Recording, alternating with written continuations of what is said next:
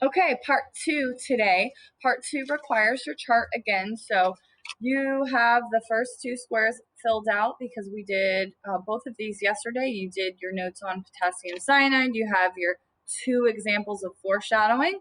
And then we're going to move on to this next square down here. And the next square is for your prediction after part two. We're going to get a little farther in the story today.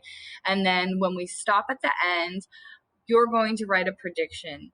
And that means you are going to decide what you think is something that's going to happen in the story and tell a little bit about why you think that. And so that's going to be your prediction square for, or the third one is for a prediction, your prediction square right here.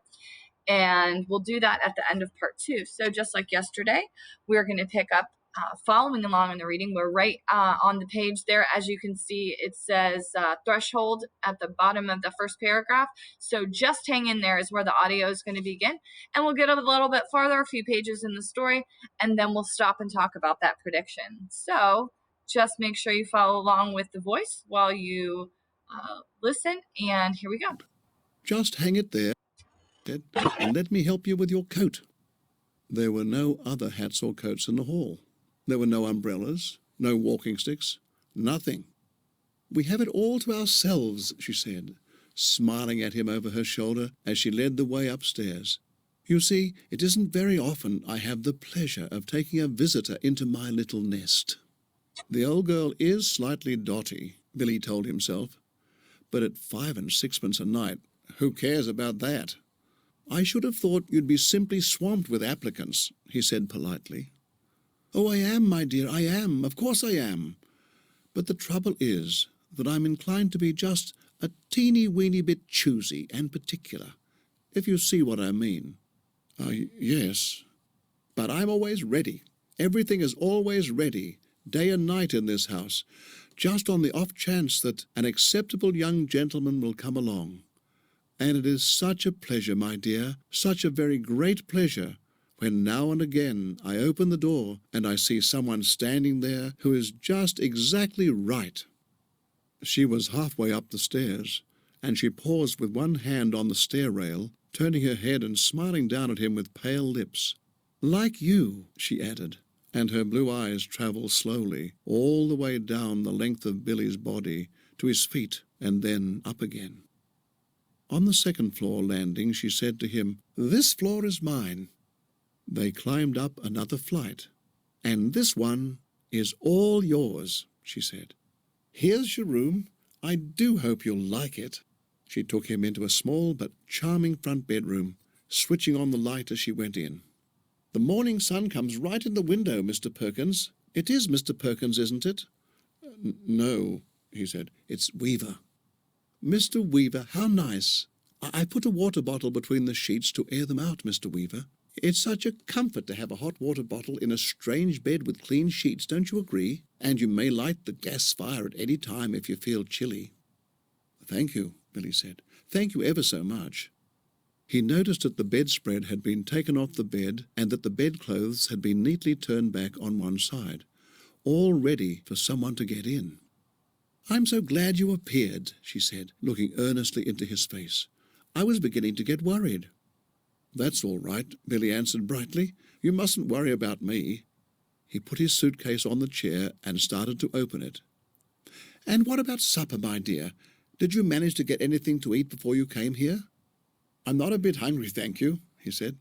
"I think I'll just go to bed as soon as possible because tomorrow I've got to get up rather early and report to the office." "Very well, then. I'll leave you now so that you can unpack. But before you go to bed, would you be kind enough to pop into the sitting room on the ground floor and sign the book? Everyone has to do that because it's the law of the land, and we don't want to go breaking any laws at this stage in the proceedings, do we?" She gave him a little wave of the hand and went quickly out of the room and closed the door. Now, the fact that his landlady appeared to be slightly off her rocker didn't worry Billy in the least. After all, she not only was harmless, there was no question about that, but she was also quite obviously a kind and generous soul. He guessed that she had probably lost a son in the war or something like that, and had never gotten over it. So, a few minutes later, after unpacking his suitcase and washing his hands, he trotted downstairs to the ground floor and entered the living room. His landlady wasn't there, but the fire was glowing in the hearth, and the little Dachshund was still sleeping soundly in front of it. The room was wonderfully warm and cosy. I'm a lucky fellow, he thought, rubbing his hands. This is a bit of all right. He found the guest book lying open on the piano, so he took out his pen and wrote down his name and address. There were only 2 other entries above his on the page, and as one always does with guest books, he started to read them. One was a Christopher Mulholland from Cardiff. The other was Gregory W. Temple from Bristol. That's funny, he thought suddenly. Christopher Mulholland? It rings a bell. Now, where on earth had he heard that rather unusual name before? Was it a boy at school? No. Was it one of his sister's numerous young men, perhaps? Or a friend of his father's? No, it wasn't any of those. He glanced down again at the book. Christopher Mulholland, 231 Cathedral Road, Cardiff. Gregory W. Temple, 27 Sycamore Drive, Bristol. As a matter of fact, now he came to think of it, he wasn't at all sure that the second name didn't have almost as much of a familiar ring about it as the first. Gregory Temple, he said aloud, searching his memory. Christopher Mulholland. Such charming boys, a voice behind him answered, and he turned and saw his landlady sailing into the room with a large silver tea tray in her hands. She was holding it well out in front of her, and rather high up, as though the tray were a pair of reins on a frisky horse. They sound somehow familiar, he said. They do? How interesting. I'm almost positive I've heard those names before somewhere. Isn't that odd? Maybe it was in the newspapers. They weren't famous in any way, were they? I mean, famous cricketers or footballers or something like that. Famous, she said, setting the tea tray down on the low table in front of the sofa. Oh, no, I don't think they were famous, but they were incredibly handsome, both of them, I can promise you that. They were tall and young and handsome, my dear, just exactly like you.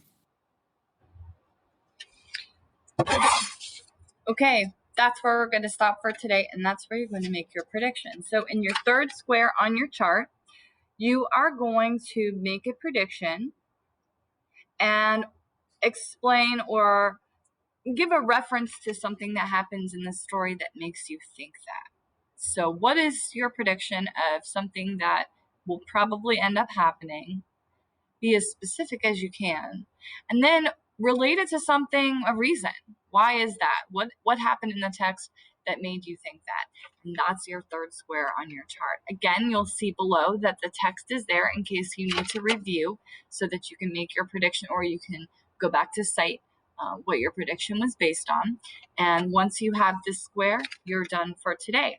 Tomorrow, you have a little comprehension quiz. There's a little quiz with a few questions about part 1 and part 2. You get 2 attempts.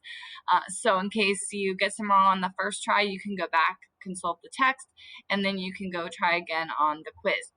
Thursday, you'll actually finish reading the story on your own, and the assignment for Thursday will take you through the last square on your chart, and you'll have that done and ready to take a picture to submit it on Thursday.